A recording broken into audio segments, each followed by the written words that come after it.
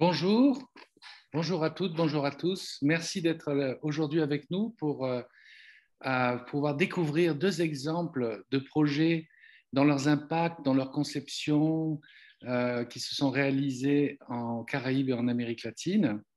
Ce webinaire sera principalement dédié à pouvoir apporter des exemples concrets des appels financés par l'AUF pour des projets de lutte contre la pandémie et ses effets. Il faut savoir que dès 2020, dès que la pandémie est devenue réellement mondiale et un problème global, l'AUF a rapidement mobilisé des fonds et organisé en urgence un appel international sur des projets scientifiques à partir des universités et des établissements membres qui seraient en capacité d'aider les populations à limiter les effets immédiats de la pandémie dans la vie quotidienne des personnes. Cet appel a eu un succès retentissant. Ce sont plusieurs milliers de projets qui sont arrivés. Sur la région Amérique, nous avons eu près de 160 dossiers déposés, c'est un nombre assez important. Nous avons réussi en moins de 2 semaines à faire l'analyse de l'ensemble de ces projets pour donner des réponses rapides aux chercheurs. Et c'est comme cela que 8 projets ont été mis en place sur l'ensemble du continent américain et principalement en Amérique latine et Caraïbes. Ainsi, nous avons eu un projet en Colombie-Équateur, nous avons eu 2 projets au Brésil, un projet en Argentine, un projet au Chili, un projet en Bolivie, un projet en Argentine, j'ai déjà parlé. Ces projets sont tous un point commun, c'était de pouvoir permettre d'aider rapidement ces populations. Donc, c'était de mettre en place des mesures sanitaires rapides qui pouvaient impacter dans la protection des personnes. Mais en complément de cela, tous ces projets présentaient des aspects aussi de prendre en compte des particularités de ces populations. Ainsi, sur le projet Colombie-Équateur, par exemple, au-delà de la production de matériel de protection, ce matériel était destiné à des populations situées dans des zones ou de combat ou forestières qui n'avaient pas accès à aucune mesure sanitaire préalable par le gouvernement local ou tout simplement accès à des structures hospitalières en cas de maladie. Donc, c'était d'une importance vitale.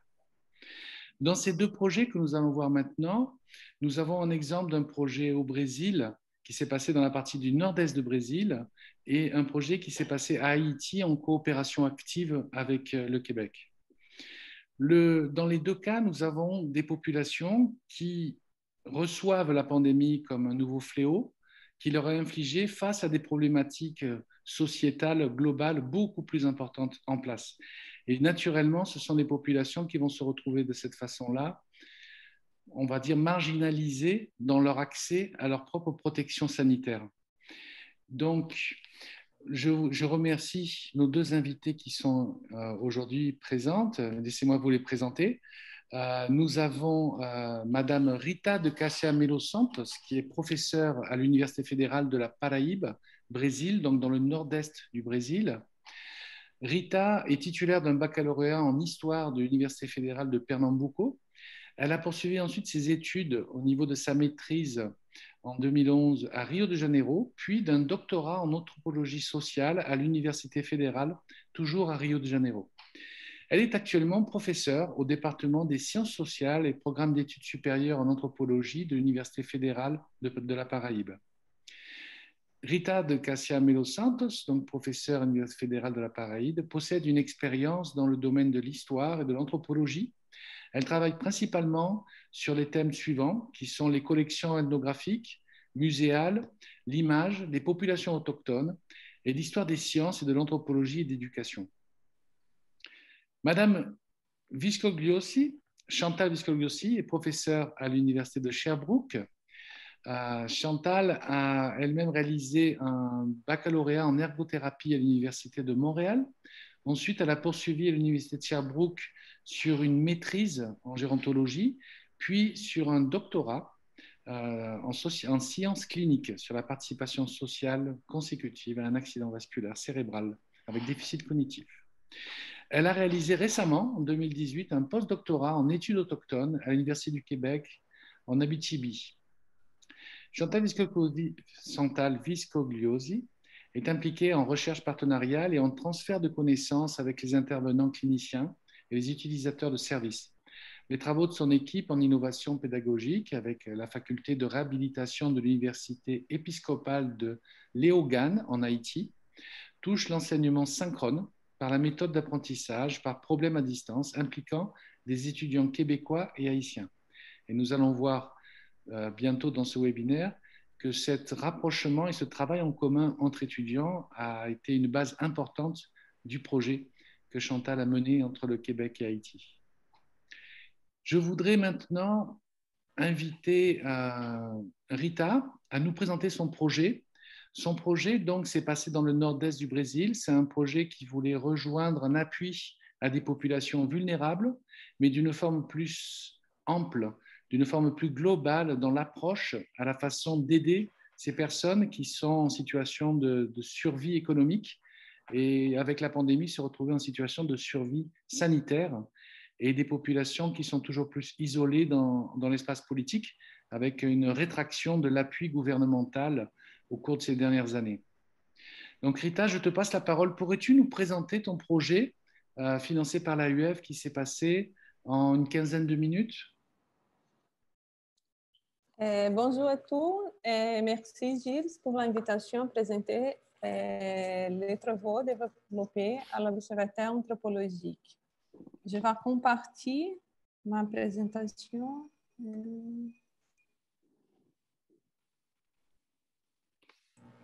Sim. L'Observatoire Anthropologie, Cartographie et Lutte contre la Covid-19 à Paraíba, nordeste do Brasil, é coletivo d'étudiants et professeurs qui développe une série d'actions pour lutter contre les effets de la pandémie avec les Amérindiens, les gens de voyage, gitans, les populations des périphéries urbaines et les populations quilombolas, les personnes d'ascendance africaine et les descendants d'êtres humains réduits en esclavage qui ont formé des communautés de résistance à l'oppression historique avant et après l'abolition de l'esclavage au Brasil. Nous pouvons essayer une traduction approximative du conceito de marronage. C'est la population avec notre travail. Tout au long de 2020, nous avons identifié les demandes des groupes em situation de vulnérabilité sociale et nous avons contribué à la formulation et l'exécution des réponses créatives à la crise, au soutien des initiatives de solidarité existantes, à la recherche de matériels préventifs et à la création et diffusion de matériels audiovisuels à partir de contenus scientifiques pour combattre la pandémie. Nous nous articulons sur les fronts de la communication et de la diffusion scientifique, de l'action sociale, des politiques publiques et de la recherche dans le domaine de l'anthropologie. Ensemble, nous cherchons à renforcer les droits des peuples ethniquement différenciés et des populations en situation de vulnérabilité sociale. Nous travaillons aussi bien avec des actions d'urgence qu'avec des actions pérennes pour faire face aux problèmes sociaux afin d'encourager le renforcement des droits des peuples ethniquement différenciés et des populations en situation de vulnérabilité sociale, attentifs aux effets et aux conséquences de la nouvelle pandémie de la coronavirus. Tout au long de notre travail, nous avons rassemblé de nombreux partenaires. Le réseau de partenaires était composé d'organisations et de collectifs issus des groupes de populations vulnérables, d'organisations civiles et d'institutions publiques. Les organisations suivantes font partie de ces réseaux. De l'université, les groupes de recherche, l'APA, Groupe ESC, les fondations de soutien, Fondation PACTEC, issus des groupes de população vulnerável, movimento de lutas nos bairros, coletivo Raízes Negras, de povo autóctone, Associação Indígena Tabajara, Mulheres Indígenas Tabajara,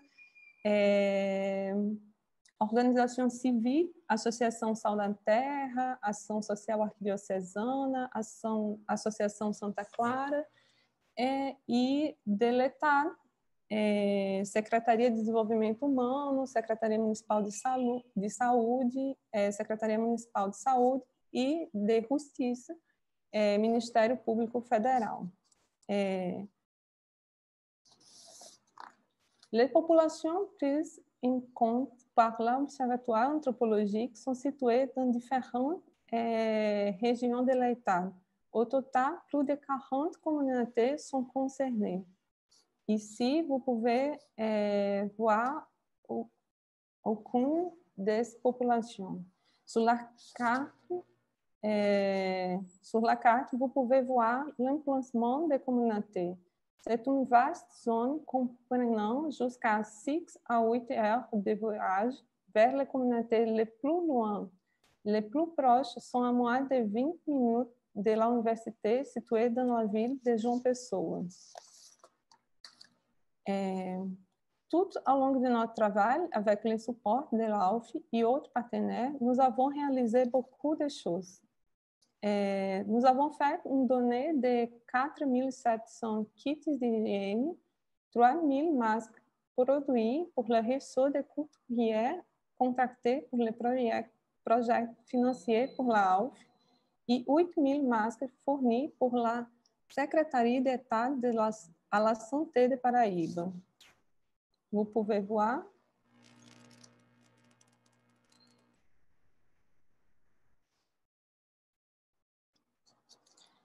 La génération de revenus pour 16 femmes de communauté des herbiers pour 1 à 3 mois financiers pour la AUF.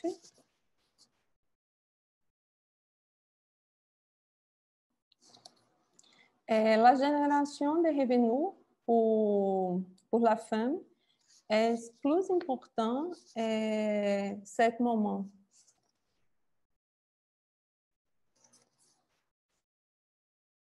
Tout d'abord, nous donne les tissus et matériaux nécessaires à la production des masques et après ça, nous nous rémunérons équitablement pour le travail. Nous cherchons également à produire du matériel d'information de qualité sur la pandémie. Donc, nous produisons 200 publications en Instagram avec plus de 2000 abonnés, 13 rapports épidémiologiques, 11 boletins d'information sur la pandémie entre les Amérindiens. Les bulletins ont enregistré l'avancement de la pandémie parmi ces populations. Alors, les rapports d'expérience visant à communiquer la perception, les dilemmes et les défis des personnes travaillant dans un contexte de pandémie. Une partie de ces personnes est membre de communautés désherbées. Une étude territoriale en cours. Dans le contexte de la pandémie au Brésil, nous avons observé une augmentation des invasions de terres, surtout entre les populations amérindiennes et quilombolas. Ici, sur la photo, vous pouvez voir Patrícia Pinheiro, coordenatrice de l'Observatoire, avec moi et l'équipe. Ils sont à Cruz de Teresa, une communauté quilombola située dans la ville de Correios. Nous produisons encore de nombreuses campagnes pour les populations désherbées sur les sites internet et sur Instagram. Et dans le domaine de la communication, nous produisons 19 épisodes de podcasts de sensibilisation.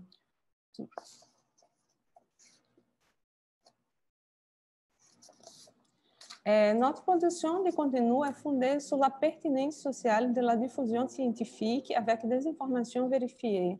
Parmi les principaux moyens de communication utilisés figurant les sites observeanthropologia.com et les réseaux sociaux. Nous sommes sur Instagram, Observe Anthropologia et Facebook. Si le site est un référentiel de résultats de recherche de contenu vérifié produit par l'Observatoire Anthropologie, les réseaux sociaux remplaçant quant à eux le rôle de diffusion des informations produites. L'objectif principal de ce outil est de permettre au contenu de gagner une plus grande diffusion et de sensibiliser un plus grand nombre de personnes. La vidéo produite par les professeurs Patrícia Pinheiro e Aina Azevedo avec la communauté quilombola de Mituaçu est un exemple du type de communication que nous proposons. Un travail qui commence avec la communauté et qui prend l'ampleur avec le travail de communication développé. Un moment.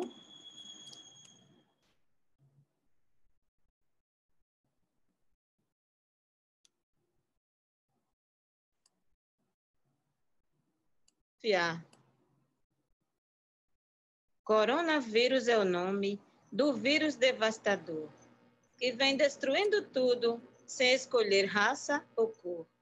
Devemos seguir as regras, a devida precaução, usando álcool em gel, lavando bem nossas mãos. Tenha cuidado ao tossir e também ao espirrar, com 1 metro de distância para não contaminar os que estão em sua volta e o vírus espalhar. Se você não acredita, mas precisa respeitar o direito das pessoas que querem se resguardar, ficando em suas casas, em Deus vamos confiar, que em breve, muito breve, tudo isso vai passar.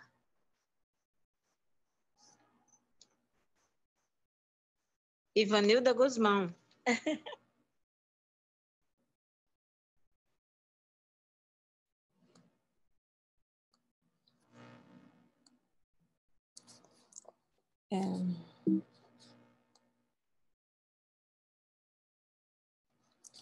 De l'écoute des communautés partenaires, en passant par une cartographie approfondie de les demandes, nous nous mobilisons avec elles afin de faire pression sur les autorités compétentes pour la garantie de leurs droits. Dans les lieux et places de l'anthropologie, nous identifions les principaux problèmes, les conflits et les réponses potentielles à la crise de la coronavirus. Ce contact a subventionné des actions complémentaires d'articulation interinstitutionnelle pour garantir les droits de ces groupes par l'élaboration des rapports, diagnostics, pétitions et tout ce qui pourrait faciliter l'arrivée des politiques publiques d'urgence. Vous pouvez voir ici quelques-unes des nombreuses réunions avec les secteurs de la santé, de l'éducation et de la justice.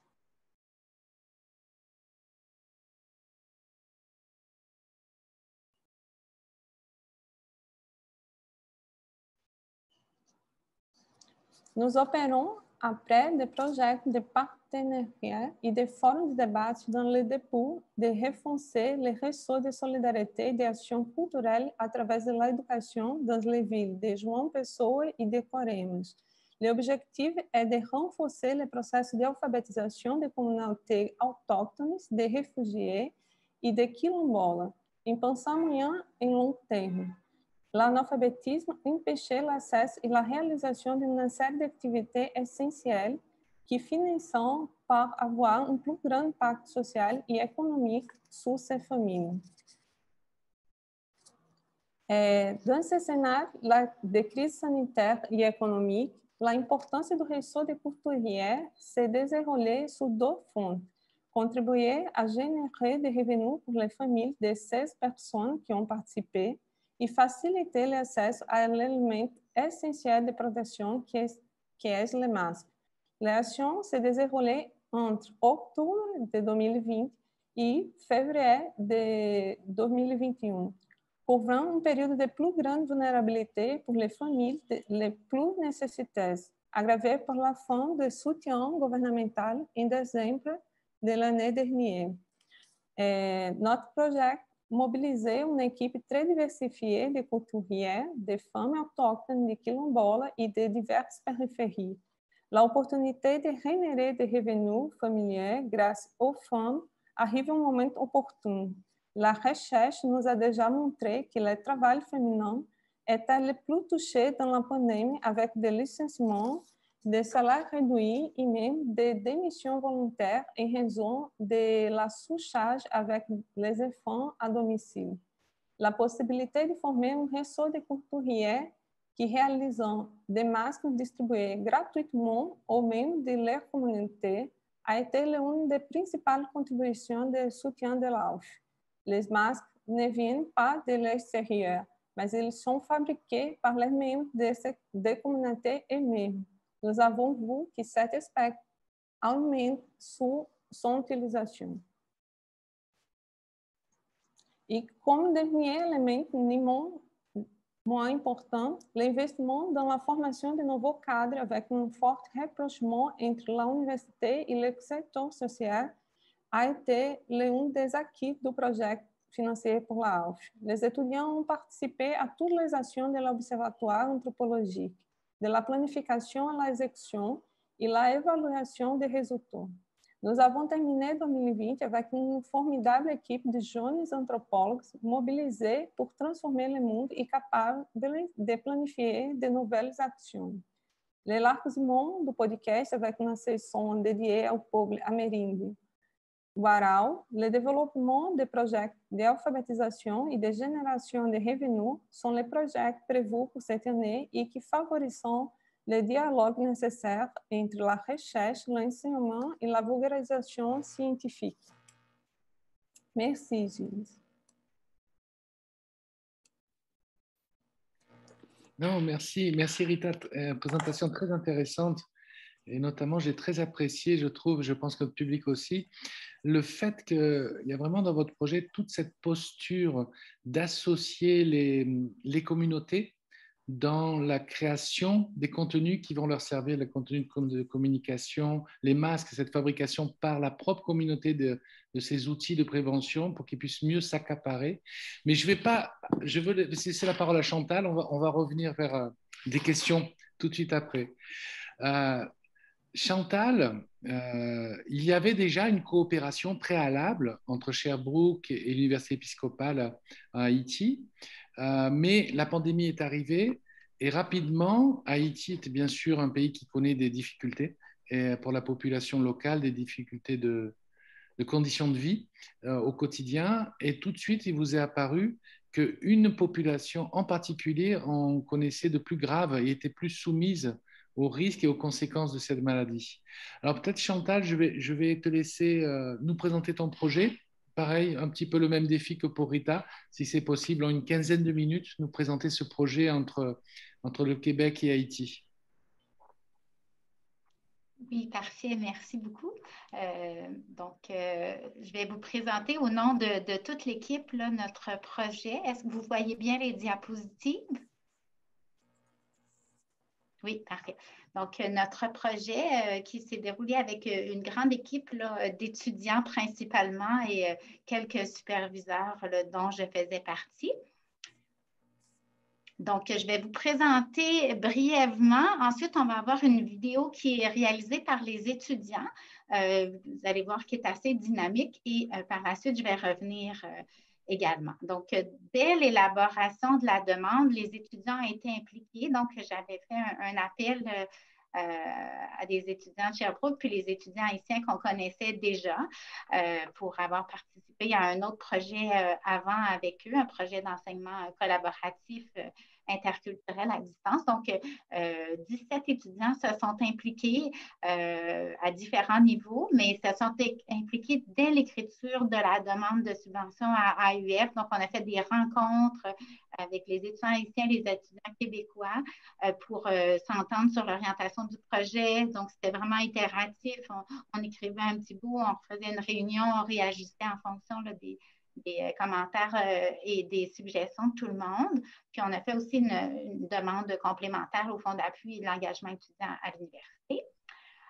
Donc, on a fait aussi la demande tout de suite avec on a impliqué les partenaires dès l'écriture de la demande pour connaître bien leurs besoins et être sûr d'y répondre. Donc, je vais revenir un petit peu plus tard sur les partenariats, mais à la fois des partenariats avec des associations professionnelles en réadaptation, des cliniques, qui rendent des services à la population en situation de handicap et également des instances plus au niveau politique.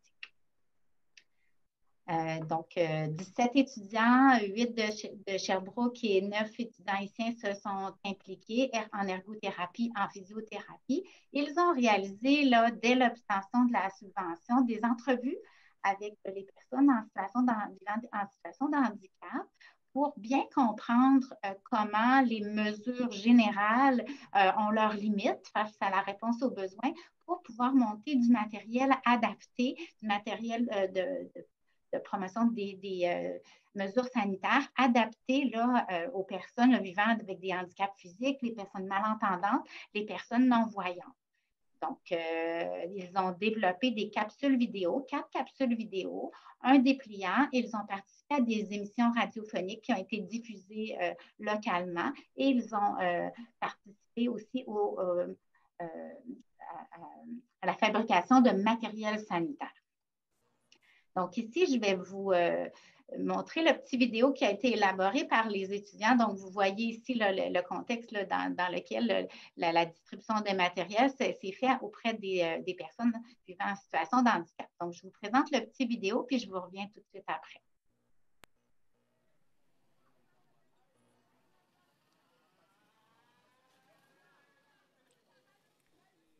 Depuis 2012, un grand nombre d'étudiants en réadaptation à l'Université de Sherbrooke ont eu l'opportunité de compléter des stages en Haïti. Devant la pandémie, les stages internationaux ont été annulés. En mars dernier, l'Agence universitaire de la francophonie a fait un appel de projet en lien avec la COVID-19. Plusieurs étudiants et enseignants de l'Université de Sherbrooke et de la Faculté des sciences de réhabilitation de Léogane ont été interpellés par celui-ci et ont décidé de créer un projet collaboratif par télétravail. Dans ce contexte, l'objectif était de développer des outils de sensibilisation afin de diminuer la propagation de la COVID-19 chez les personnes en situation de handicap telles que les malentendants, les malvoyantes, enfants avec paralysie cérébrale et des personnes avec des troubles neuromoteurs, en adaptant l'information à leurs besoins. En ce temps de pandémie, ce projet va permettre l'acquisition de compétences en santé mondiale par nos étudiants qui sont bien déçus de l'annulation de leur stage à l'international. De plus, les équipements technologiques requis pour réaliser le projet en distanciel rehausseront la qualité de la communication lors de nos cours, surtout ceux que tu donnes à distance. Les moyens utilisés pour répondre à l'objectif a été la création de capsules éducatives sur la base d'entrevues menées préalablement, la distribution de masques, de visières et d'eau savonneuse, des dépliants sur les mesures sanitaires, des émissions de radio et des rencontres auprès d'organismes soutenant les personnes en situation de handicap. L'ensemble du matériel éducatif fut adapté aux besoins de cette clientèle cible. Par exemple, nous vous présentons une capsule vidéo dans laquelle le message est écrit en français, à l'oral en créole et en langage des signes. Mais quels conseils nous porter sur le coronavirus là? Comment nous capable protéger tête nous contre maladie si là? Pas oublier suivre tout conseil ça yo. Qui ça coronavirus là? Coronavirus là c'est un virus qui transmet de un monde à un autre monde. Premièrement, les monde en contact. Le projet a débuté avec un petit groupe d'étudiants haïtiens et québécois auxquels se sont ajoutés d'autres étudiants qui se sont impliqués à temps plein en tant que stagiaires. Mon rôle à ce projet-là, c'était vraiment en tant que bénévole. Le projet a commencé au mois de mars. C'était en collaboration avec des professeurs dont on a vraiment bâti le projet de A à Z. On a fait une demande de financement pour pouvoir faire avancer ce projet-là. Donc mon expérience en tant que stagiaire pour le stage 3 avec un projet IT, c'était vraiment très plaisant. J'ai beaucoup appris à connaître mon identité professionnelle puis à comprendre beaucoup plus au niveau macro ce qu'on voit à l'école. Donc c'est ça, je pense que j'ai que du positif à dire de ce stage-là. J'ai vraiment appris à être un gestionnaire de cas puis à gérer ma pratique à moi, à construire des projets, à travailler en équipe, en collaboration. À partir du moment où plus d'étudiants se sont impliqués dans le projet, incluant les stagiaires, une organisation des rencontres et des dossiers s'est faite. Comme par exemple, la plateforme Teams fut utilisée pour les rencontres quotidiennes et Google Drive permit d'organiser l'ensemble des documents tout en facilitant l'accès pour tous. Le rôle de porteur de dossier fut attribué à chacun des stagiaires pour l'ensemble des parties du projet. Dans le cadre du projet AUF, j'ai été porteur de dossier technologie et dans ce rôle, j'ai pu aider et collaborer avec les étudiants, avec mes pairs, pour trouver les meilleurs équipements pour que les étudiants puissent suivre des cours à distance pour faciliter le télétravail. Par rapport à mon rôle en tant que gestionnaire au niveau de praticien érudit, ça m'a vraiment permis de développer un aspect un petit peu plus professeur que je ne connaissais pas de moi. Et que ça va peut-être me guider un petit peu plus vers un futur d'enseignement qui m'a quand même vraiment beaucoup plu. Durant le projet, j'ai été le porteur de dossier stagiaire et j'avais comme tâche de m'assurer que tous les stagiaires étaient sur la même longueur d'onde côté productivité et que tout le monde faisait leur part de travail. Pendant la réalisation du projet, nous avons confronté plusieurs obstacles. La technologie étant la principale difficulté, il y a eu des pannes d'électricité et des problèmes de connexion Internet qui ont rendu la communication très difficile. Pour pallier à ces difficultés, nous avons utilisé une partie du budget pour acheter du matériel électronique, incluant des ordinateurs, des clés Internet USB, de la fibre optique, une imprimante, des micros et plusieurs autres. De plus, acquérir le matériel électronique en Haïti a été parsemé d'embûches car il y a eu outils de stock en raison d'aéroports fermés. L'efficacité s'est accrue à la suite de recours des champions à la technologie comme tuteurs. Les défis technologiques et les pannes d'électricité ont obligé la réduction du temps des rencontres à 1h30. La planification des rencontres soulevait un défi entre les différences d'horaires entre les étudiants. Pendant la réalisation du projet, nous avons également eu des défis interculturels qui se sont présentés. Pour pallier à cette difficulté, nous avons décidé de créer des rencontres informelles hebdomadaires permettant la création de liens entre les étudiants haïtiens et québécois, ainsi qu'un échange culturel.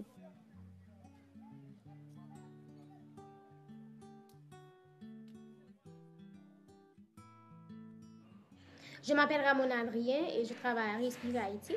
Nous avons été partenaires du projet étudiant entre la FSRL et l'Université de Sherbrooke.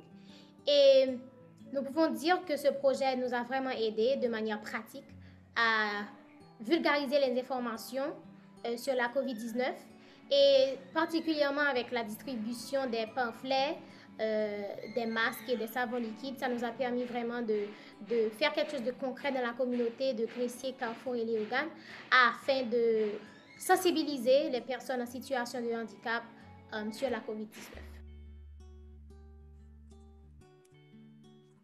Mes compétences en adolescence de leadership, de la gestion du temps et de la collaboration avec des interculturels. Et la motivation, la volonté des étudiants pour que le projet se réalise était vraiment présente. Et du point de vue personnel, j'ai développé pas mal de compétences telles que plus de confiance en moi et ça m'avait permis également de développer beaucoup de leadership.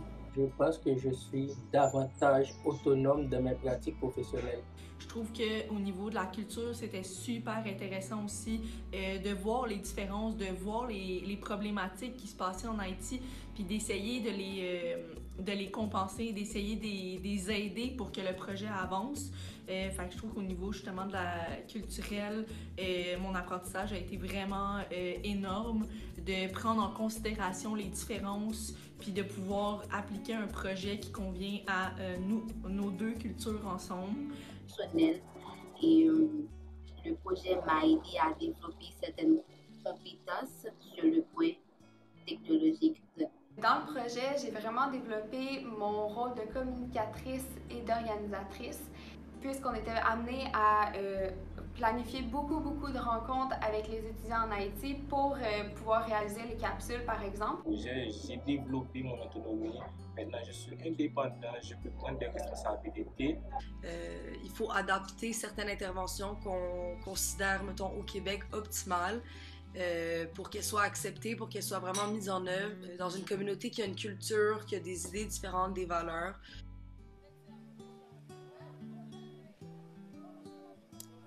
À FSRL, nos étudiants haïtiennes ont trouvé les effets secondaires, une autonomie accrue, initiative accrue dans l'apprentissage, ensemble, une métacognition améliorée. Merci beaucoup AUF. Quand on a eu cette idée-là, on était loin de s'attendre qu'en ce 3 décembre, on aurait encore une dizaine d'étudiants qui travaillent bénévolement chaque semaine à poursuivre leur projet, même pendant leurs études.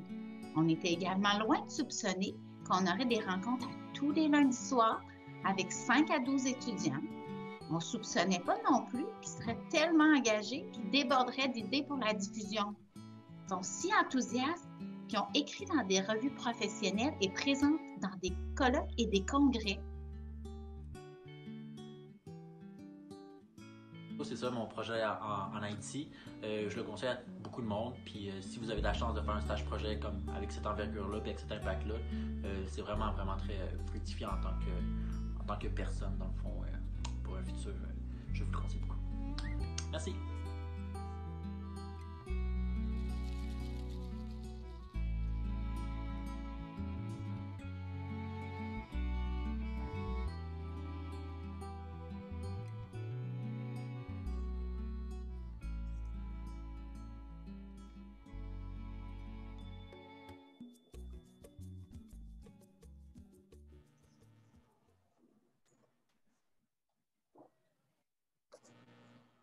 Les étudiants l'ont mentionné, donc les responsabilités étaient réparties en petites équipes. Chaque étudiant faisait partie des petites équipes qu'il voulait. Certains étaient dans une seule petite équipe, d'autres étaient dans plusieurs petites équipes. Et pour chacune des équipes, là, il y avait un porteur de dossier là, qui s'assurait là, que les échéanciers là, soient bien suivis, puis qu'on arrive là, à coordonner le tout. Donc, les superviseurs, on était à distance. Donc, il y avait une superviseure physiothérapeute en Haïti et 2 superviseurs ergothérapeutes au Québec. Donc, on avait plusieurs rencontres hebdomadaires là, pour la gestion du projet, s'assurer des ancrages scientifiques et faire aussi la supervision de groupe en termes d'apprentissage et de développement de compétences. Il y avait aussi des supervisions individuelles. Les journaux de bord étaient remplis par chacun des étudiants. Et comme vous avez vu là, dans la petite vidéo, là, il y avait un drive et des équipes Teams là, pour les comptes rendus, etc.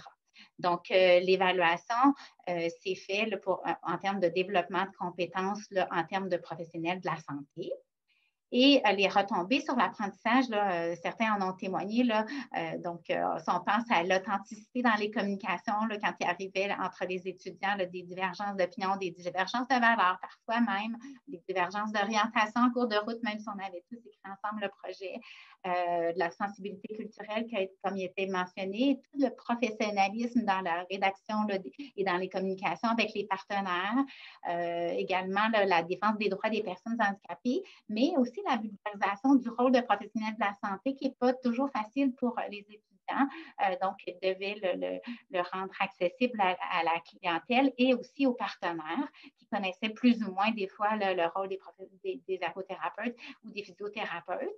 En termes de gestion, donc, tout ce qui était les outils de gestion de projet, l'appui sur les données probantes, notamment les stratégies en santé publique qu'on voit dans les cours, que les étudiants avaient vu dans les cours, mais là, de les mettre en pratique, de se questionner sur quelles étaient les stratégies les plus optimales pour la clientèle visée.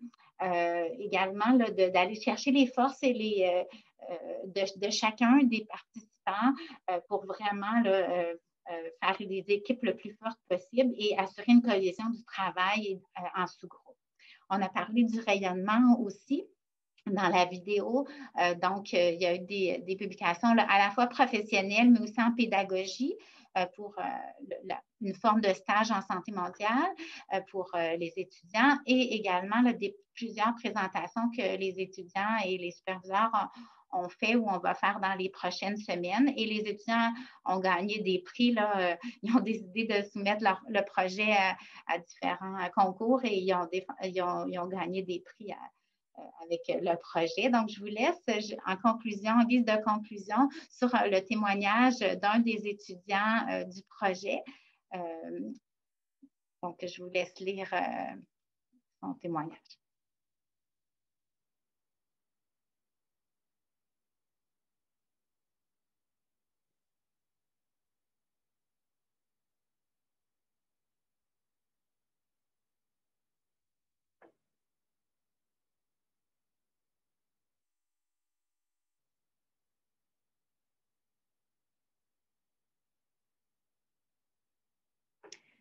Merci beaucoup de votre écoute, puis au plaisir d'échanger avec vous tout à l'heure.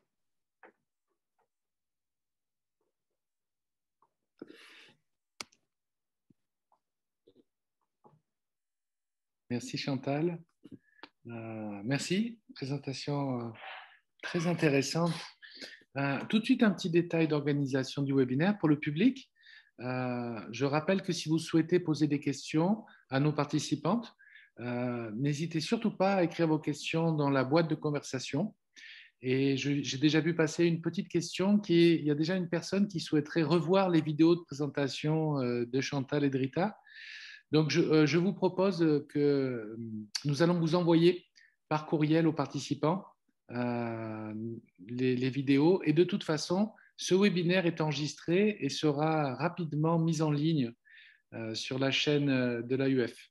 On va aussi vous envoyer le lien de la chaîne AUF par courriel à tous. Donc, vous aurez l'occasion de revoir les vidéos tranquillement. En écoutant vos deux présentations très intéressantes, je retiens trois traits qui me paraissent, qui me reviennent. Je trouve que toutes les deux, dans vos projets, il y a eu une préoccupation de donner une information de qualité, une information scientifique vers ces populations, et que cette information soit accessible à ces populations.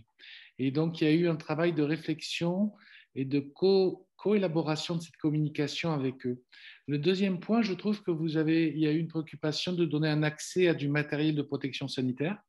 Et effectivement, c'est une réalité qui était à ce moment-là, qui continue malheureusement jusqu'à aujourd'hui, cette obligation d'accéder à du matériel sanitaire de protection individuelle. Et enfin, je dirais, dans vos deux démarches, on reçoit clairement vous avez travaillé vers les populations en difficulté, mais vous avez travaillé avec ces populations pour aller vers elles. Donc, je vous propose de vous donner quelques questions à partir de cette réflexion de vos deux présentations. Je crois que ma première question est la plus simple, la plus directe pour commencer. Les projets financés par l'AUF avaient un désir d'avoir un impact rapide, ont été mis en place, ont été financés, évalués et financés rapidement pour avoir des impacts rapides. Aujourd'hui, que plus de temps a passé, comment voyez-vous ces impacts à ce moment-là et je dirais jusqu'à aujourd'hui? Est-ce qu'il y a eu des impacts seulement à court terme, des impacts plus de long terme? Peut-être Rita, si tu veux commencer sur cette question des impacts. Merci Gilles. Oui, il y a beaucoup de résultats après les financiers pour l'AUF. Grâce au soutien de l'AUF, nous pouvons atteindre près de 100 000 familles. De plus, nous formons un important réseau de soutien pour les courtiers des communautés concernées. Avec la production de 3 000 masques par des personnes issues des communautés elles-mêmes, nous avons renforcé l'utilisation de cet objet. Ce n'est pas quelque chose qui vient de l'extérieur, mais un masque produit par des personnes connues de la communauté. C'est très important. C'est un aspect à favoriser l'adhésion à l'usage de ces masques et avec la suspension des soutiens gouvernementaux à ces populations, la production de masques a généré des revenus pour les familles qui ont participé au projet. Ces liens d'urgence étaient fondamentaux pour les communautés concernées et ont produit des effets importants en réduction de la pandémie parmi elles. C'est une chose. Concernant les impacts de plus long terme, le soutien de l'AUF a contribué à la structuration de l'observatoire anthropologique lui-même. Nous sommes nés en réponse à la crise du coronavirus. Nous étions collègues, nous partageons le même programme de recherche, nous travaillons avec des populations traditionnelles, CPDAN. C'était précisément avec l'annonce de la pandémie pour l'Organisation mondiale de la santé que nous avons décidé de créer l'observatoire. L'AUF nous financier et a permis de consolider des réseaux entre ces populations. Formés par des Amérindiens, des Quilombolas, des gens de voyage et des habitants de la périphérie urbaine. Les réseaux permettent des dialogues entre des situations de vulnérabilité très différentes, mais dont les solutions peuvent être communes. Grâce au financement de l'AUF, nous pouvons imaginer outras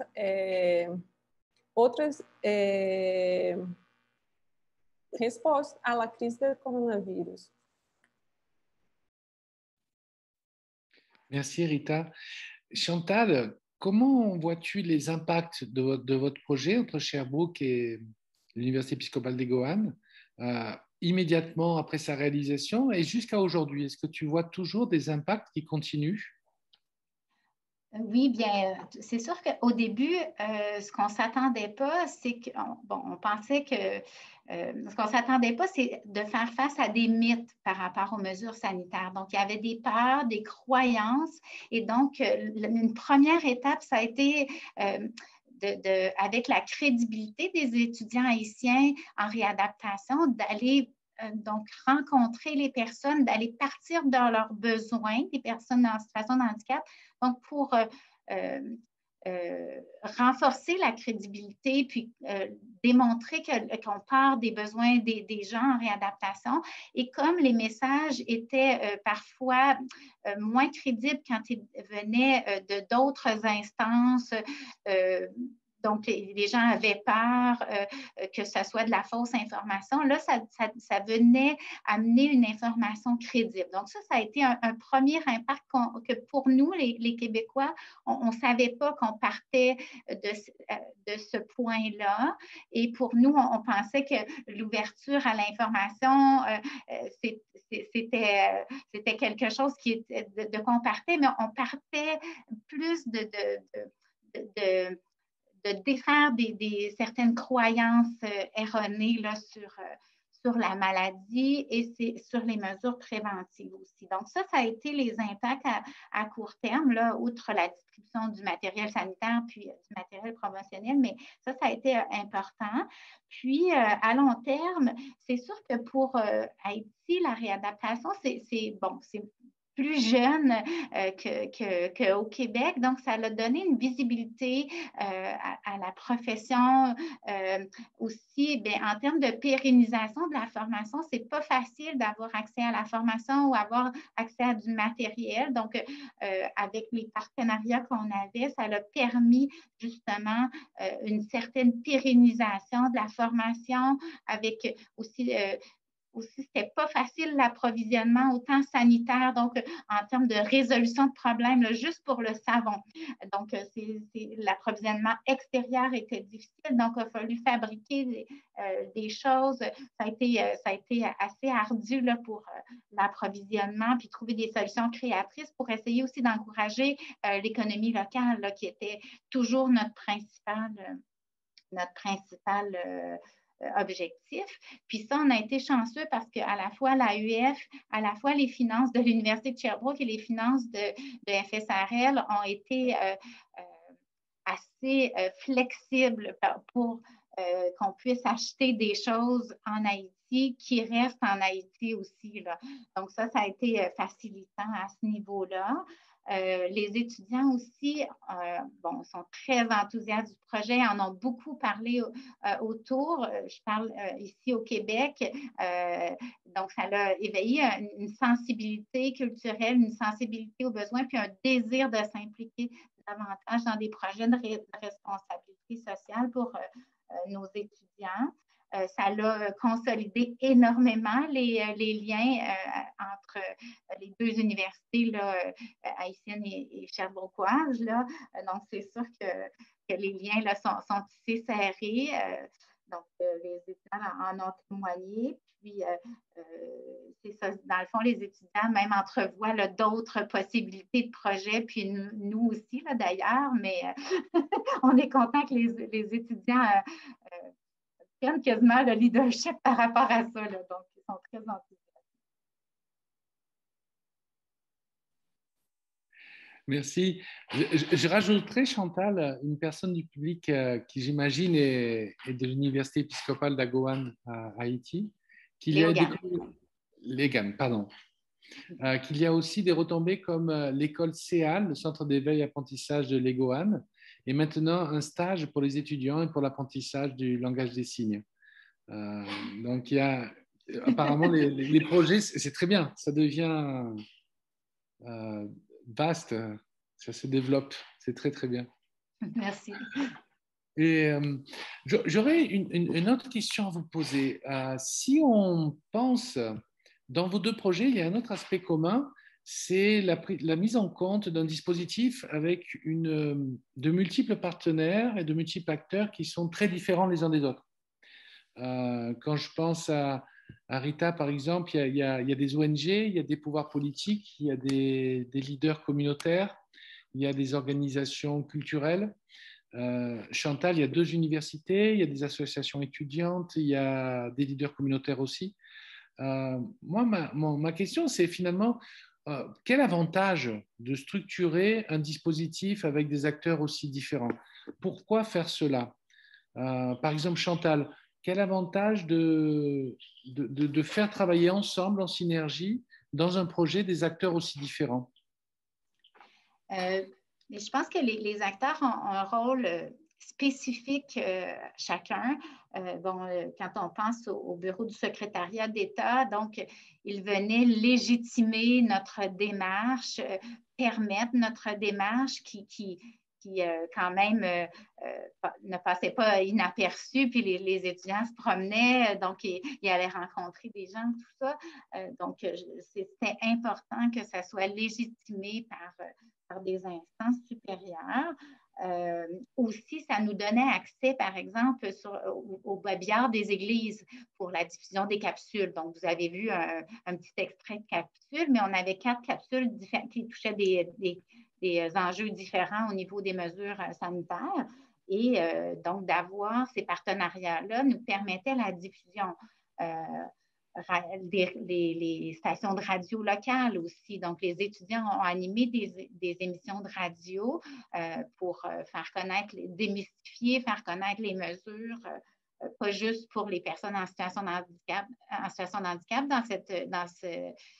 ce moment-là, mais de façon plus large. Là, les autres choses étaient plus destinées aux personnes vivant en situation de handicap, mais à la radio, là, c'était accessible à tout le monde. Aussi, en collaborant avec les cliniques, donc on s'assurait d'aller rencontrer d'abord les gens avant de développer le matériel éducatif de sensibilisation. Donc, plutôt que de faire des choses avec ce qu'on connaît en théorie des maladies, des situations de handicap, bien là, on partait de eux, leur perception d'une part, mais aussi comment dans le quotidien, c'est pas possible nécessairement de respecter les mesures. Quand on est une personne non-voyante puis qu'on se promène avec quelqu'un qui nous tient par le bras, 2 mètres, c'est plus difficile. Donc, quand on est une personne non-voyante, à ce moment-là, les couvre-visages aussi, ça présente un enjeu. Donc différentes... ou les personnes malentendantes, c'est-à-dire. Donc, différents enjeux qu'on a pu comprendre et pour lesquels on a pu adapter. Les gens aussi disaient, mais bon, ça veut dire qu'il ne faut plus sortir. On l'a vu un petit peu dans l'extrait de capsule. Donc, les gens pensaient qu'il fallait s'isoler. Et là, on a tous les enjeux là, de risque de dépression et tout ça, donc de santé mentale, qui sont très préoccupants. Donc, en partant, en allant rencontrer les gens qui vivaient les situations, donc on a pu vraiment adresser les problématiques les plus préoccupantes pour ces personnes-là. Puis avec les associations professionnelles aussi, donc ils ont pu diffuser des articles là, qu'on a contribué à écrire dans les journaux d'associations professionnelles. Donc, à différents niveaux, les partenaires avaient un rôle très, très, très différent et sans eux, on n'aurait pas fait grand-chose. À part peut-être distribuer le matériel, mais sinon, en termes de sensibilisation, on n'aurait pas répondu aux besoins, on n'aurait pas nécessairement rejoint les bonnes personnes. Oui. Merci. Rita, est-ce que c'est aussi ce rôle finalement de pouvoir rejoindre les populations ciblées du projet, ou est-ce que tu voyais un autre rôle de ces différents acteurs, ou peut-être c'est plus complexe que ça dans le cadre du fonctionnement de ton dispositif? Gilles, l'association entre des acteurs de différents espaces sociaux, universités, société civile, autorités politiques, leaders communautaires, autour de ce projet a permis de créer de concevoir des stratégies communes pour résoudre des problèmes posés. C'est le grand avantage de ce travail de mobilisation, sensibiliser à la problème posé.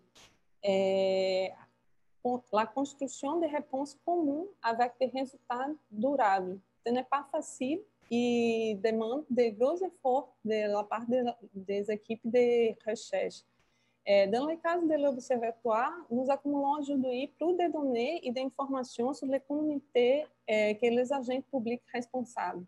Les connaissances scientifiques continuent à jouer un rôle important dans la élaboration de solutions et politiques publiques, en particulier em période de crise dans laquelle nous vivons. Le soutien fondamental de la ONU pour tout ce qui a été construit est maintenant complet. Cependant, as reivindicações de communautés mobilisées continuent d'exister. Comment procéder avec l'exaction? Les agences de financement définissent elles-mêmes les périmètres d'action. Sans l'adhésion du réseau, il est difficile de guider les agences de financement et de promouvoir un changement significatif et durable. Un autre aspect important de la réflexion sur l'action em réseau est le temps que nous passons à proposer, développer et réaliser esse projet. Cela demande beaucoup d'efforts et prendra notre temps de recherche. À l'université où je travaille, nous n'avons pas d'équipe de soutien et tout le travail de collecte de fonds, de réalisation, de rédition de comptes sont réalisés pour nous avec le soutien des étudiants. Alors, l'association avec les organismes publics permet de développer une nation plus grande, plus large, qui est attendue la communauté. Je rebondis tout de suite, Rita, vers un doute. Chantal a parlé plusieurs fois justement dans sa présentation de l'implication des étudiants et on va en parler tout de suite, Chantal. Mais Rita, je suis curieux parce que toi aussi, tu as évoqué la présence d'étudiants dans ces différents acteurs de ton dispositif. Et est-ce que tu pourrais nous en dire plus? Comment ces étudiants étaient impliqués dans le projet? Comment ils étaient participants? Et quel niveau de responsabilité ils avaient? Comment est-ce que ces étudiants se sont appropriés dans le projet au Brésil? Comment les étudiants se sont appropriés le projet? Et quel retour et enseignement tu as trouvé dans la participation de ces étudiants? Bien, les étudiants sont une part très importante de notre travail. Pas seulement à cause de notre devoir de bien les former en lien avec l'univers social dans lequel nous opérons, mais principalement parce qu'ils contribuent au projet avec des points de vue différents qui viennent de leur trajectoire personnelle. Nous sommes universitaires situés à proximité des territoires autochtones et quilombolas. Nous avons des centaines d'étudiants universitaires qui viennent de ces groupes. La participation a donc lieu non pas d'un endroit annuel, mais d'un espace commun de participation sociale. Par ailleurs, les étudiants qui ne font pas partie de ces communautés, la majorité des membres de l'Observatoire anthropologique, bénéficient également de cette coexistence. Ils comprennent dès leur plus jeune âge et à partir d'une expérience concrète qu'il faut repenser les frontières entre chercheurs et population recherchée.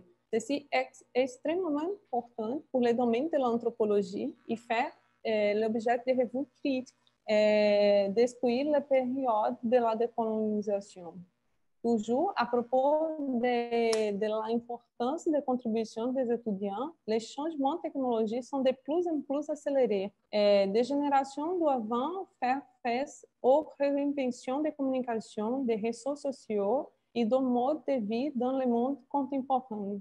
La participation et les échanges entre les générations y présentent comme un débat urgent au sein de l'espace universitaire. C'est un doctorant, Camille Yumati, qui a proposé la formulation du podcast pour l'Observatoire anthropologique. Ce sont les dessins d'un étudiant, la maîtrise, João Vitor, qui illustre de nombreux matériaux que nous produisons à l'Observatoire. Il y a plusieurs étudiants qui gèrent les réseaux sociaux et nous aident à communiquer avec le grand public. En fait, L'observatoire anthropologique est constitué comme un espace collaboratif d'apprentissage mutuel qui est très important non seulement pour eux, mais également pour nos professeurs. Merci. Et Chantal, tu as déjà présenté assez clairement le rôle des étudiants dans le projet, leur implication, leur élaboration. Mais moi, j'aurais peut-être une question. D'abord, est-ce que tu vois qu'il y aurait des aspects de l'implication des étudiants dans ton projet, Chantal, qui n'auraient pas été assez soulignés? Et j'aurais une question plus pour toi en tant qu'enseignante-chercheuse et professeure à l'université. Quel enseignement tu as comme enseignante-chercheuse de cette implication? Quel retour ça te donne dans ta pratique de chercheuse et d'enseignante, le fait d'avoir ces étudiants qui participent dans le projet? Oui, bien, tout d'abord, les aspects peut-être qui auraient été un petit peu moins abordés, mais il y a tout d'abord, je pense, les attributs des étudiants qui ont participé. Hein, je pense que ça prend certaines qualités personnelles au-delà des compétences professionnelles ou d'étudiants en développement, mais ça prend quand même des qualités personnelles.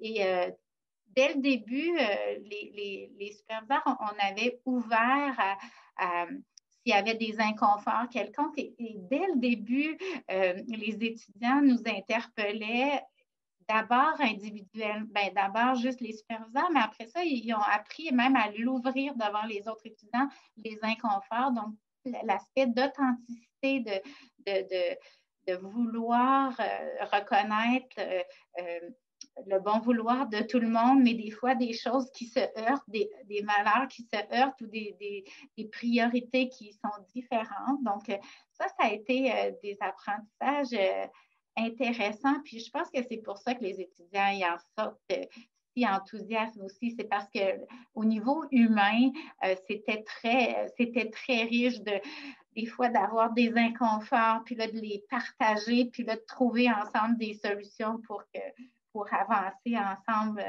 dans le projet, dans un but commun. Donc, je pense que ça les a aidés aussi à se re-questionner sur leurs valeurs, puis ça les a aidés à se mobiliser, puis c'est ce qui a fait là, qu'ils se mobilisent encore. Les retombées pour l'enseignement, l'enseignement, effectivement, je pense qu'on a vu à quel point les apprentissages théoriques, on a besoin de les mobiliser parce qu'il y a des étudiants qui sortaient de mon cours de santé publique quand on a commencé le projet, puis ou d'autres qui l'avaient eu l'année passée, puis on dirait que certains concepts, là, ils ne voyaient pas comment ça pouvait servir. Et donc, là, de le mettre en pratique, de voir l'application. Donc, on voit comment la limite du théorique, je pense, et le besoin de projet qui mobilise les connaissances, qui développe les compétences. Et ça, je pense qu'on l'a vu de façon très importante. Puis, les partenariats, je pense autant en tant que professeur, chercheur, autant dans l'enseignement, on a besoin des fois des patients partenaires qui vont venir raconter aux étudiants. Puis les étudiants, souvent, c'est de ça qu'ils vont se souvenir, plus que d'un modèle théorique. Mais le modèle théorique est important. Mais s'il y a un patient qui vient parler, puis que là, on rattache au modèle théorique, là, ça devient ancré, puis là, ils vont s'en souvenir. Sinon, le modèle théorique, des fois, ils l'oublient. Et que je pense que ce maillage de la théorie qu'on a essayé de susciter, donc à chaque semaine, Oliverio, il en a parlé un peu dans la capsule, à chaque semaine, lui était responsable de susciter la participation de tout le monde pour qu'on fasse le lien avec les concepts théoriques. Donc, on avait 1 heure par semaine pour essayer de voir, autant pour le développement des capsules, pour le matériel, qu'est-ce qui peut nous soutenir en termes de théorie pour faire avancer le projet. Fait que je pense qu'il faut rester, je pense, ouvert aux imprévus et très flexible aux imprévus. Donc, il y a des choses qu'on n'avait pas prévues, puis on s'est réajusté. Puis ça, le projet avec AUF le permettait aussi, là, n'était pas très, très rigide. Là, on n'avait pas un cadre si rigide. Fait ça nous a permis de nous réajuster. Puis je pense aussi que le timing pour les étudiants est important aussi. Donc, ils ont entamé pendant une période peut-être qui était moins stressante l'été. Et après ça, même si ça les a sollicités beaucoup cet automne en parallèle de leurs études, mais là, ils étaient mobilisés, ils étaient dedans, il y avait le goût de poursuivre, mais le timing était important pour impliquer les étudiants. Si on les avait impliqués dans un autre timing, ça n'aurait peut-être pas fonctionné non plus. Fait qu'ils ont trouvé le temps à l'automne, mais si ça n'avait pas débuté avant, ils ne l'avaient pas ce temps-là. Là. Théoriquement, ils ne l'avaient pas ce temps-là. Là. Ils étaient supposés de se consacrer à leurs études. Fait que je pense qu'on a appris des choses en tant qu'enseignant en termes de mobilisation de connaissances, puis de comment rejoindre les étudiants aussi, puis comment leur laisser la place dans le développement des projets. Puis on lâchait prise, des fois les superviseurs, on lâchait prise sur des choses qu'on aurait tenues ou qu'on trouvait moins importantes, mais que les étudiants poussaient plus dans cette direction-là. On a été flexibles. Et l'enseignement est toujours à double sens.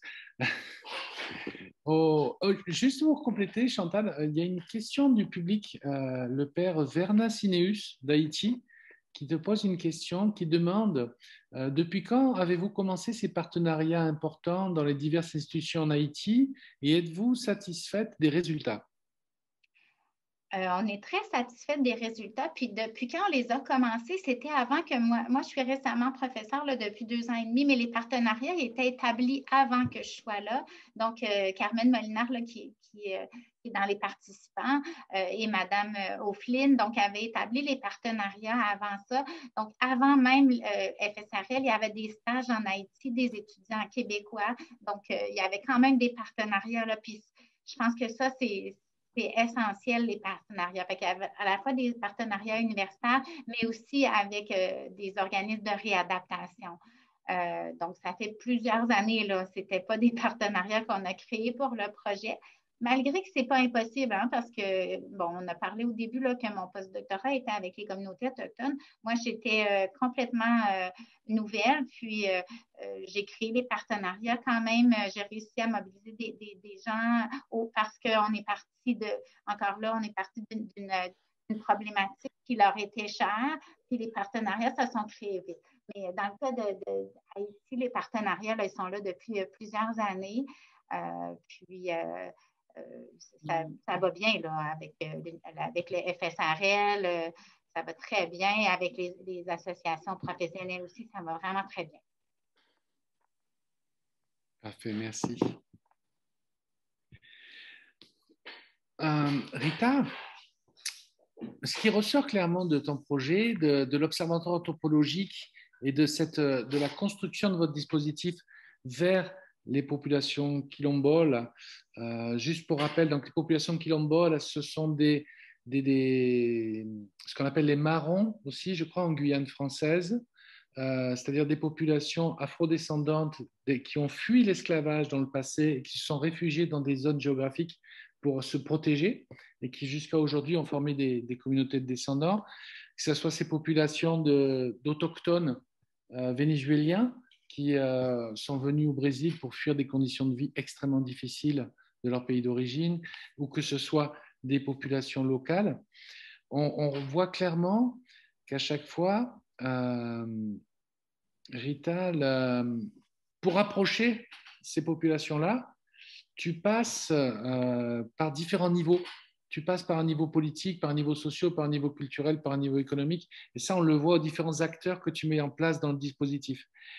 Mais moi, je dirais, si on place d'un point de vue un peu plus théorique, finalement, c'est un usage des sciences sociales que tu fais, que tu utilises pour construire et atteindre tes objectifs.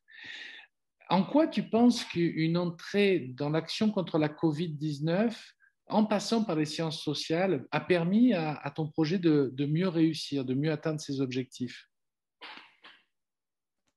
Merci pour la question, Gilles. Je pense que le premier point à souligner est que nous entretenons déjà des relations avec une partie des communautés concernées. Grâce à l'investissement dans des projets de recherche et de vulgarisation développés précédemment, Nous avons une bonne relation de confiance avec ces groupes, né? Avec les quilombolas, les autóctones Warau e les gens de voyage, une relation de confiance et de proximité. Ce n'est pas une relation qui s'est développée uniquement à partir des projets et du contexte de la pandémie. La pandémie a changé profondément et très rapidement les conditions sociales des relations pour tous. Les connaissances accumulées par la science sociale, les relations de confiance établies et surtout la capacité d'écouter et de co-créer des réponses communes être le grand lien de notre entrée dans ce domaine. Extrapolant même ce que nous nous étions fixés comme les objectifs initiaux. Né? Après tout, lors de la pandémie est apparue, nous pensions qu'elle durerait de 3 à 6 mois. Aujourd'hui, on peut estimer clairement la fin, surtout dans le contexte brésilien. Nous ne sommes pas non plus encore en mesure d'évaluer tous les effets qui résulteront de ce contexte de pandémie. Enfin, il me semble que las ciências sociales ont encore un très large horizon de action. Nous espérons que les promotions en ciências sociales pourront continuer à contribuer à la planification de nouvelles actions et la création de réponses efficaces en lien avec les populations vulnérables, avec la relation de confiance, de la capacité d'écouter profondément ce type de population et co-créer avec elle. Merci. J'ai une question pour toutes les deux du chat. Une personne demande une question pour se donner une idée de la mise en place logistico-technique de vos projets. Combien d'enseignants-chercheurs ont été mobilisés? Par exemple, Rita, combien de professeurs de l'Université de Paraíba ou d'autres universités ont travaillé dessus, le projet?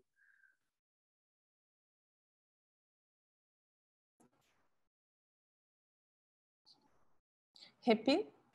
Attends, ouais, excuse-moi, il y a une petite coupure Internet. Non, combien de professeurs ont travaillé dans le projet? Donc, il y avait toi, Patricia, qui était là sur la communication. Non, il y a beaucoup de professeurs qui travaillent avec nous. Patricia Pinheiro, Aina Azevedo.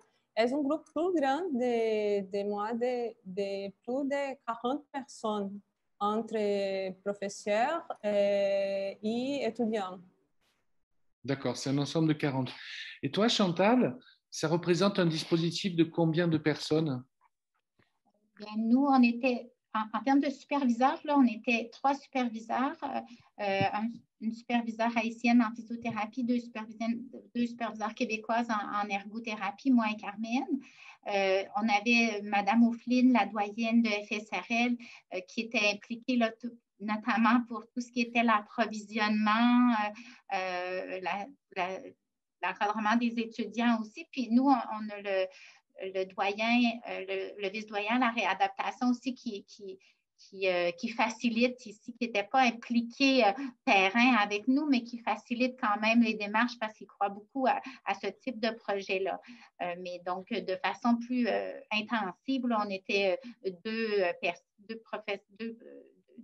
personnes en Haïti et 2 personnes à Sherbrooke qui étaient impliquées plus activement. Parfait. Donc, il n'y a pas forcément besoin d'avoir trop de personnes pour avoir des résultats et des impacts importants quand on élabore un projet. Moi, j'aurais une question pour toutes les deux un petit peu. Ces 2 projets ont été réalisés maintenant. Maintenant que vous avez un peu de recul, j'imagine que vous avez commencé déjà à avoir eu une réflexion d'analyse scientifique des résultats de vos projets, des impacts qu'ils ont eus, de ces dispositifs qui ont été mis en place. Et la question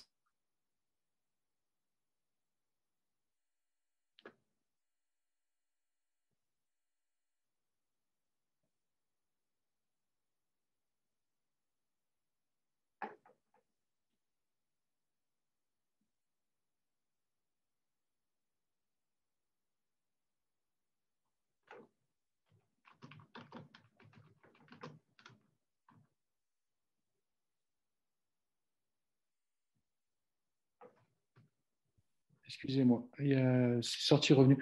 Donc Rita, je reviens sur ma question, excuse-moi. Que ce soit par... Donc Rita, je te demandais, quand on pense par l'inclusion des étudiants dans le projet, par la prise en compte des différents acteurs et des enjeux que tu as eu pour construire ton projet, comment tu définirais l'apport que ce projet ou ta démarche de façon plus générale peut apporter afin de mieux mobiliser les connaissances au sein de la francophonie scientifique? Je pense que le premier aspect est, indubitavelmente, le travail collaboratif, non seulement entre différents acteurs situés à l'université, entre professeurs et étudiants, mais surtout avec la société civile, les autorités politiques et les leaders communautaires. Briser les murs de l'université et construire des réseaux collectifs de réponse est fondamental pour la production de connaissances scientifiques vraiment significatives. Et non seulement en période de crise, mais également à tout instant. Un deuxième aspect qui découle de cette expérience est la construction de nouveaux protocoles de communication. La publication d'articles scientifiques, de thèses, de mémoires, c'est aussi important que de pouvoir communiquer avec le grand public. À l'époque de la diffusion des fake news, on investit les réseaux sociaux et produit du matériel scientifiquement vérifié avec un langage accessible est une tâche d'éducation sociale essentielle à notre époque. Et mon dernier point, je pense, l'intégration des populations locales dans la production de connaissances de manière horizontale, participative est fondamentale. Quand je parle d'intégrer dans le processus, je ne parle pas seulement des jeunes étudiants universitaires qui sont membres de ces communautaires. Je parle également de l'élite communautaire, les anciens, les femmes et les jeunes qui ne participent pas au milieu académique, mais qui, par une profonde expérience de la vie, proposent des solutions à leurs conditions de subordination et de vulnérabilité qui ne peuvent pas être ignorées. Je pense que l'université est une machine d'importante transformation sociale. Este é nosso objectif. Merci. Chantal, est-ce que je pourrais étendre la question vers toi aujourd'hui, donc avec le recul que donnent maintenant les quelques mois qui ont passé depuis la fin du projet, les continuations qui ont été mises en place sous d'autres formes. Quel enseignement tu penses, quel retour ce projet apporte pour mobiliser les savoirs au sein et les connaissances au sein de la francophonie scientifique? Oui, mais je pense que l'importance tout d'abord de reconnaître les différents types de savoirs, donc comment ils sont complémentaires au plan épistémologique, donc comment vraiment les considérer de façon égalitaire et dans une optique là, de développer les partenariats, des vrais partenariats. Donc, je pense qu'il faut encore continuer à développer des partenariats pour vraiment partir les recherches des besoins vraiment qui émanent. Donc, les étudiants haïtiens nous en transmettent des besoins. Donc, je pense que nos idées ne seront jamais aussi bonnes que les leurs. Donc, il faut vraiment partir de la connaissance qu'ils ont des besoins terrain. Puis, nos étudiants, ça fait du sens vraiment pour eux aussi de partir de ça. Puis, je pense que le processus itératif de ce type de projet ou recherche-là est super important, là, donc pour se réajuster au fur et à mesure en fonction des nouvelles constatations qui émergent, des besoins qu'on comprend d'une autre façon, qu'on approfondit d'une autre façon, qu'on a une compréhension plus approfondie, donc d'être capable d'adapter les devis de recherche parce que écrire un projet tout seul, après ça le déployer, je pense que ça fait plus de sens quand on veut travailler avec les personnes vulnérables. Donc, je pense que c'est vraiment important d'avoir un projet de départ auquel tout le monde a contribué à définir, puis après ça, le bonifier en cours de route au fur et à mesure qu'il se déploie, parce que même si on l'écrit avec les partenaires, on n'a pas tout anticipé au début, puis je pense qu'il faut que les devis soient flexibles. Puis je pense que aussi l'implication des étudiants, c'est important. On a vu qu'il y en a qui ont découvert que les aspects théoriques, c'était plus intéressant qu'ils pensaient finalement, puis ils voyaient plus d'utilité dans le projet. Donc, je pense que pour développer des leaders de demain, les étudiants en ont témoigné aussi, donc développer des compétences de leaders, de professeurs qui vont être ancrés en Haïti sur les réalités.